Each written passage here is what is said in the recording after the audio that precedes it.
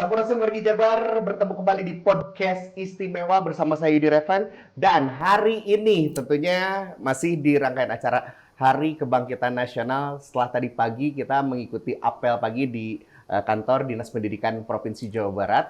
Siang hari ini kita dapat kesempatan langsung berbincang dengan Kepala Dinas Pendidikan Provinsi Jawa Barat. Hari ini kita membahas tentang Sekolah Maung. Langsung saja saya kenalkan tentunya untuk narasumber kita hari ini, Kepala Dinas Pendidikan Provinsi Jawa Barat, Bapak Dr. Haji Purwanto, SPD MPD. Wilujeng siang Pak. Ya, wilujeng siang. Sampurasun. Rampes. Semangat Pak hari ini Pak. Semangat untuk Hari Kebangkitan Nasional.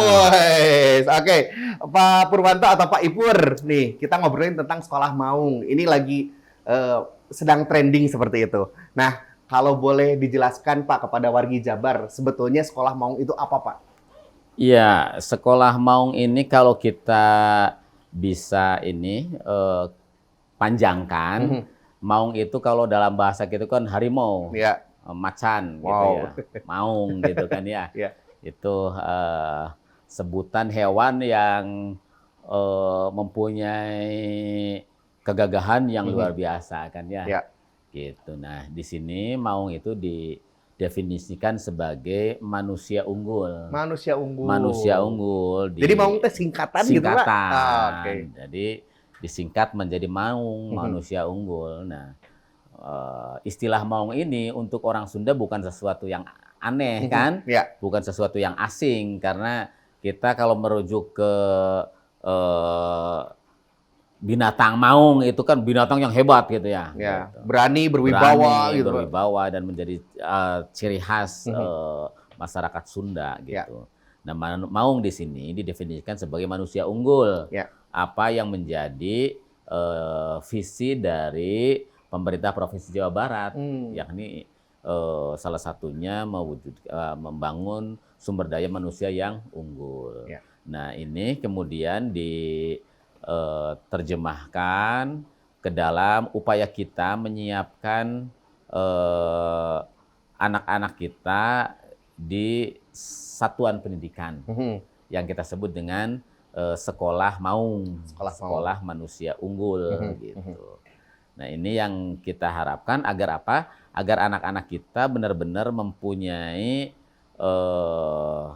standar kompetensi. Ya. Standar kompetensi yang diinginkan sesuai dengan nilai-nilai karuhun orang Sunda. Cager, bager, bener, pinter, singer. Kita menyebutnya Gapura Pancawaluya atau Gerbang Pancawaluya. Ya. Pancawaluya itu 5 kewaluyaan yang ditempuh melalui standar kompetensi ini. Ya. Apa aja itu kewaluyaan itu? Waluyaning raga, waluyaning rasa, waluyaning budi, hirup, waluyaning karsa gitu.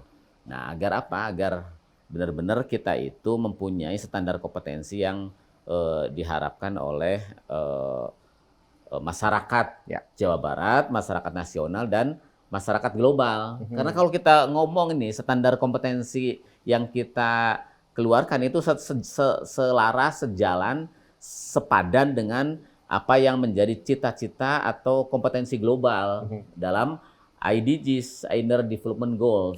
Iya, ada yang kita sebut sebagai being, thinking, gitu ya, relating, collaborating, dan acting. Itu sama persis dengan standar kompetensi kita. Gitu. Jadi skopnya bukan regional nih, udah langsung global. Jadi nilai kita itu, nilai Gapura Pancawaluya itu sesungguhnya selaras dengan kompetensi global dalam IDGs.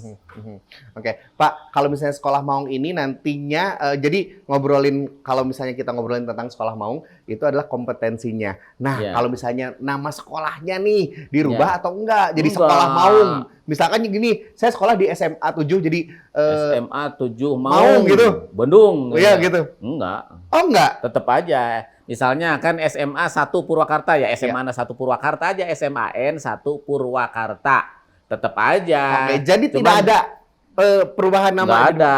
Cuman mereka penyelenggara program Sekolah Maung. Oh, jadi nama gitu. programnya. Iya, program Oke. Sekolah Maung. Jadi ingat ya wargi Jabar, tidak ada Penggantian nama. Nah, oke. Iya.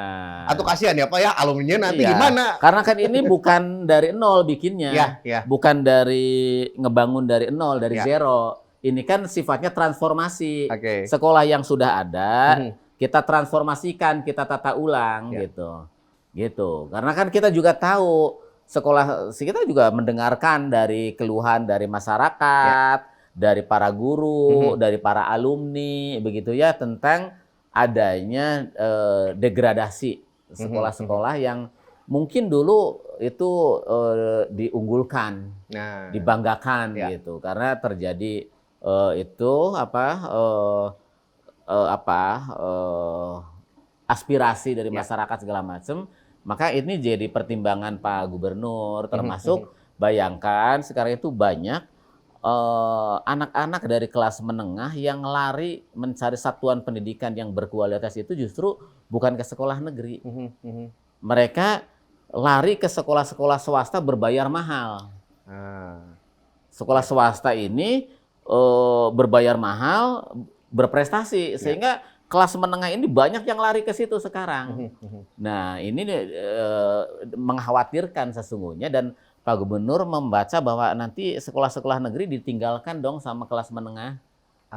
Orang-orang yang berprestasi nanti malah pada lari ke sekolah-sekolah swasta. Karena di negeri itu tidak bisa lagi melayani anak-anak yang berprestasi baik dari keluarga menengah maupun dari keluarga yang kurang mampu. Keluarga yang kurang mampu merasa bahwa yang di negeri itu biasa-biasa aja nanti gitu. Tidak dilayani secara khusus. Padahal undang-undang menjamin itu bahwa kita harus memberikan juga pelayanan khusus bagi orang-orang yang mempunyai kecerdasan dan minat bakat istimewa di Undang-Undang Nomor 20 tahun 2003 gitu pasal 4 gitu. Jadi bab 4 pasal 5 ayat 4. Jadi ini solusi ya Pak ya untuk Ya, ini salah memfasilitasi satu siswa yang berprestasi. salah satu langkah yang dilakukan oleh Pak Gubernur karena banyak juga keluhan-keluhan dari masyarakat itu bahwa sekolah-sekolah yang dulu berprestasi kok sekarang pada merosot gitu. Karena apa? Di situ raw inputnya berbeda, kemudian partisipasi masyarakatnya tidak jalan gitu. Sementara dulu mereka bisa berkembang maju, sarana prasarananya cukup di tengah keterbatasan pemerintah gitu. Oke.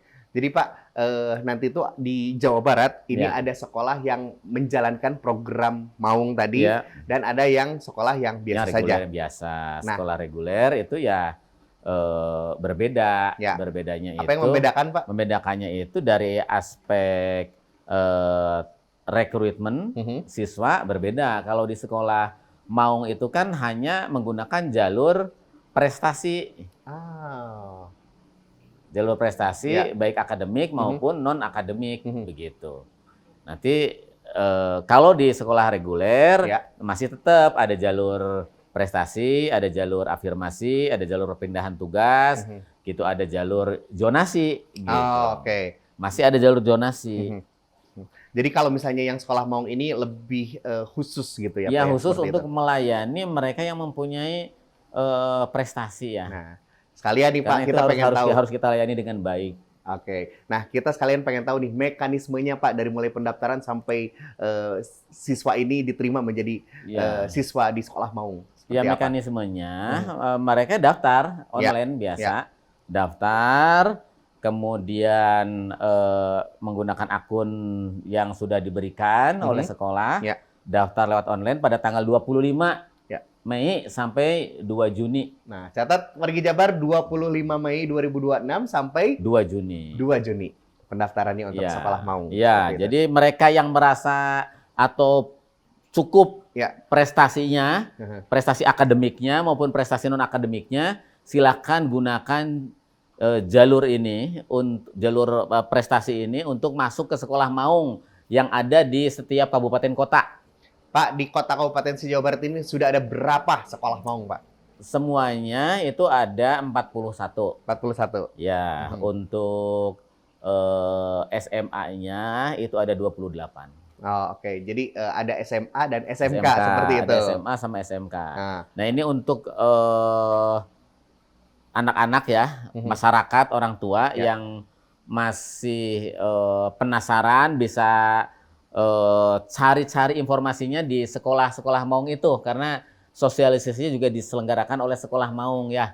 Di setiap kabupaten kota ada, silakan dicari, dikonsultasikan dengan sekolahnya masing-masing. Waktu pendaftarannya, persyaratannya juga ada di situ. oke.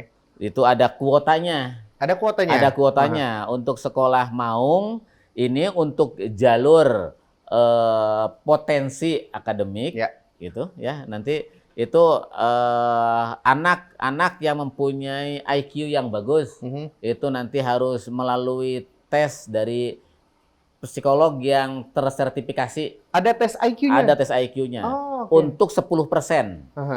Jadi ada kuota 10% untuk Ya. anak-anak yang mempunyai IQ di atas 130. Oh, Bisa oke. masuk ke sekolah Maung ini. Mhm, Jadi anak-anak yang mempunyai kecerdasan istimewa. Ya. Ya. Boleh masuk dengan kuota 10%. Ya. Kemudian untuk anak-anak yang menggunakan tes kemampuan akademik yang dia bagus prestasinya dari Ya. semester 1 sampai semester 5 nih. Bagus prestasi rapotnya. Mhm. Di atas 80, di atas 80 83 kalau nggak salah ya. Kemarin 90 tapi sempat diturunkan lagi menjadi Ah, oke. 85. 85. Ya, rata-ratanya Ya. 85. Oke. 85. Mhm. Kemarin Oke, 90 tapi diturunin jadi 85. Oh, oke. Itu ada kuota sebesar 70%. 70%. Jadi 70% untuk siswa yang mempunyai rata-rata 85 tadi Ya, nilainya, termasuk 10% untuk tes TKA-nya IQ. tinggi. TKA. Tes kemampuan akademik kan ada yang SMP kemarin tuh. Ya. Jadi nanti digabungkan antara nilai rapot sama tes kemampuan akademik. Mhm. Disatukan, nanti Ya. kalau nilainya masih tinggi berarti dia bisa masuk. Nah, Itu ada 70%. Nah, sisanya ada 20%. mhm. Nah, 20% ini untuk mereka yang mempunyai prestasi non akademik, baik kejuaraan-kejuaraan yang mereka ikuti di tingkat Jawa Barat, nasional maupun internasional. Seperti atlet seperti itu. Atlet, kejuaraan olahraga, kesenian gitu ya. Atau mungkin yang mengharumkan nama Ya, Jawa Barat terus atau termasuk penemuan, misalnya ada anak penemuan. SMP penemuan inovasi teknologi yang sudah dihak ciptakan, itu dia boleh masuk ke sekolah Maung. Oh, ini kabar baik banget, Pak. Ya, anak-anak SMP kan banyak tuh yang menemukan Ya, udah ya. dihaki kan, bisa diikut masuk di sekolah Maung. Kemudian mereka yang aktif di kepramukaan, Hmm. itu juga bisa masuk. Misalnya dia udah pramuka Garuda, Ya. dan nilainya juga bagus gitu. Dia bisa masuk melalui jalur ini. Nah, kemudian untuk prestasi yang 70 itu tadi ya, itu kan ada nanti 50% untuk nilai rapor sama tes kemampuan akademik. Ya. Ada juga yang nanti kemampuan prestasi akademik yang diambil dari dia juara-juara olimpiade misalnya, Oh. yang bersifat pengetahuan. Ya.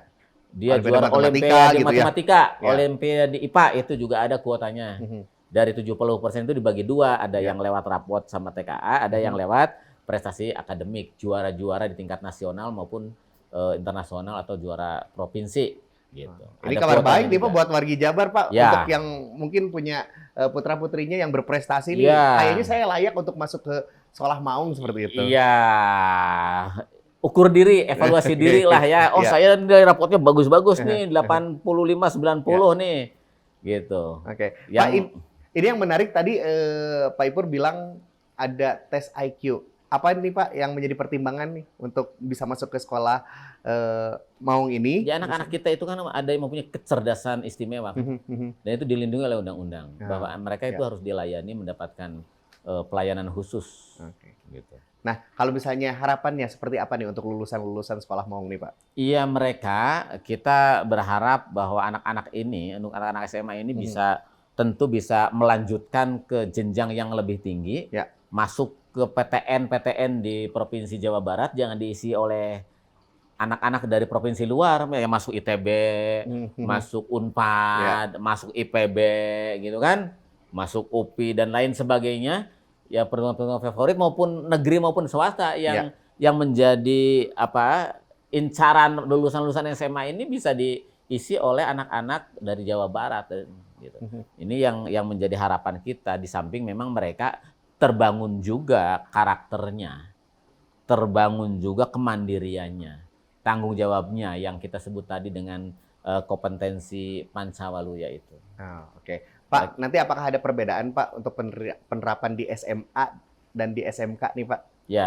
Ya kalau SMK itu kan mereka diorientasikan untuk bisa mempunyai keterampilan, bisa siap bekerja. Gitu. Selain memang ada juga kadang-kala yang melanjutkan ya, tapi mereka itu benar-benar anak-anak yang dipersiapkan bisa mengikuti pendidikan di SMK ini, kemudian mereka siap bekerja dengan transformasi kurikulum yang kita siapin.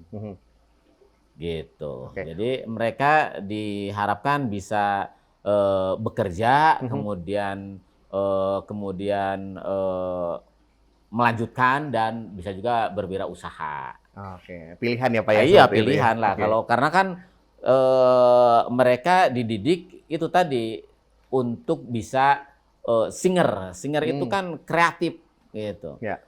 Selain bisa bekerja, ambil jalur pekerjaan misalnya, mereka bisa berwirausaha juga gitu. Itu orientasi kita. Maka kita akan juga menerapkan pada sekolah-sekolah Maung ini PKL-nya nanti udah 1 tahun di industri. 1 tahun berarti Pak? Yang biasanya cuma 6 bulan, kita akan terapin 1 tahun di industri. Jadi mereka teorinya cuma 2 tahun, 1 tahun langsung bisa PKL di perusahaan. Siapa tahu Pak ya setelah lulus langsung di-hire gitu Pak? Ya gitu. Pak, kalau misalnya boleh ngobrolin tentang fasilitas sekolah Maung nih, apakah ada perbedaan dengan sekolah reguler gitu Pak? Ya, sekolah Maung ini itu kita sebut sebagai sekolah transformasi. Nah, apa saja yang ditransformasikan? Yang ditransformasikan pertama adalah rekrutmen, raw inputnya. Tadi ditransformasikan hanya melalui jalur prestasi. Raw inputnya kita ambil dari jalur prestasi. Kemudian yang kedua, transformasi nanti dari aspek kurikulumnya. Kita sedang buat kurikulumnya. Kemudian yang ketiga nanti ada transformasi dari aspek peningkatan kompetensi guru-gurunya, dan kita akan menggandeng ITB, kemarin sudah kita jajaki bahwa nanti kita akan menggandeng perguruan tinggi ITB untuk mendampingi sekolah Maung ini dalam hal transformasi pendidik dan tenaga kependidikannya gitu. Kemudian yang selanjutnya adalah transformasi dalam peningkatan sarana prasarananya. Tentu di sekolah-sekolah Maung ini nanti kita akan coba prioritaskan sarana prasaranya seperti laboratorium dan lain sebagainya. Pak Kadis, ini ada pertanyaan nih. Sekolah Maung ini dinilai menghidupkan kembali favoritisme sekolah yang dalam beberapa tahun terakhir ini sedang ditekan melalui sistem zonasi. Nah, seperti apa sih Pak kalau boleh tahu komitmen Pemda Jabar nih Pak? Sekolah unggul itu penting. Sekolah yang diunggulkan itu penting. Terserah apakah itu mau difavoritkan atau tidak difavoritkan. Gitu. Karena kita butuh sebuah layanan yang memang benar-benar bisa menjadi wadah untuk anak-anak yang berprestasi. Itu yang paling penting ya Pak? Ya, secara khusus kita harus melayani mereka. Gitu. Jadi justru itu juga menjadi keresahan masyarakat, keresahan guru-guru dan orang tua termasuk alumni, bahwa sekolah-sekolah yang dulu diunggulkan itu sekarang udah nggak ada. Cuman sejarah doang. Cuma nama doang, gitu. Kan kita tahu semuanya SMA yang dulu diunggul-unggulkan, difavoritkan lah. Gitu. Kan tahu semuanya bahwa ternyata itu cuma sejarah doang, gitu. Itu juga kita mendapatkan masukan-masukan dari alumni, dari masyarakat, dari guru-guru, dari kepala sekolah. Berdasarkan aspirasi ya Pak ya? Berdasarkan aspirasi. Pak, kalau misalnya ngobrolin tentang kuota Rombel ya, sekolah Maung ini sebanyak 32, Ini kita tahu bahwa kemarin-kemarin ini ada surat edaran yang kuotanya itu 50 kursi, Pak. Boleh dijelaskan? Ya, karena kan sekarang daya tampung kita udah bertambah. Mhm. Daya tampung kita bertambah dengan pembangunan RKB, dengan pembangunan unit sekolah baru. Dan pada tahun ini kita juga membuat satuan swasta kerjasama. Nah, Jadi kita seperti apa, membuka sekolah swasta kerjasama. Jadi nanti mereka yang ada di sekitar sekolah Maung yang tidak bisa diterima faktor zonasi di sekolah Maung, kita sudah menyiapkan sekolah-sekolah swasta kerjasama yang nanti bisa dimasuki oleh anak-anak yang ada di daerah sekitar sekolah Maung tapi tidak diterima karena faktor persyaratan, nggak ada lagi zonasi. Kita akan tampung di sekolah swasta yang bekerja sama dengan pemerintah Provinsi Jawa Barat. Oke, jadi jangan khawatir ya Pak ya. Jangan khawatir. Itu untuk Daya wargi tampung Jabar. kita sebenarnya cukup kok. Cukup dengan sekolah swasta. Oke, wargi Jabar ini komprehensif banget dari Pak Kadis nih mengenai tentang sekolah Maung. Tapi mungkin ini pertanyaan terakhir Pak. Ya. Pesan untuk wargi Jabar dimanapun berada, orang tua atau calon peserta didik nih, apa yang ingin disampaikan mengenai sekolah Maung ini Pak? Silakan. Iya, sekolah Maung ini hadir untuk melayani masyarakat Provinsi Jawa Barat yang membutuhkan pelayanan khusus, anak-anak yang berprestasi. Kita kumpulkan dalam satuan pendidikan khusus yang memberikan pelayanan untuk mereka, agar masyarakat kita itu tidak lari dan merasa dilayani oleh negara, gitu. Tidak lari ke sekolah-sekolah yang ada di luar sekolah-sekolah yang bukan negeri, gitu. Boleh mereka masuk ke sana, tapi kita juga memberikan pilihan bahwa negara hadir, sekolah negeri melayani juga anak-anak yang berprestasi, yang mungkin di situ ada dari golongan ekonomi menengah ke bawah, golongan menengah ekonomi ke atas, gitu. Sehingga disparitas sekolah negeri dan swasta dari aspek berprestasi itu tidak terlalu jauh nanti, karena kita juga mampu hadir melayani mereka yang berprestasi. Tidak hanya sekolah-sekolah swasta yang mampu memberikan layanan prestasi yang baik untuk anak-anak di Jawa Barat. Sekolah negeri bisa hadir, sekolah swasta bisa hadir berdampingan, dan ini yang menjadi orientasi Pak Gubernur, bisa memberikan layanan pendidikan secara setara, gitu. Oke, baik. Dan silakan untuk wargi Jabar untuk menggunakan fasilitas ini, pendaftarannya dimulai kapan, Pak? Tanggal 25. Jangan ketinggalan. Lihat pengumuman media sosial yang ada di Dinas Pendidikan Provinsi Jawa Barat dan sekolah-sekolah Maung yang ada di tiap kabupaten kota. Oke.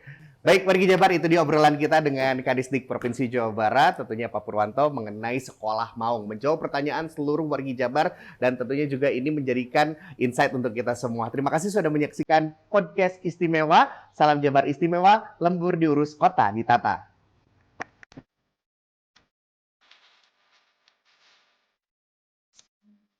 Thank you.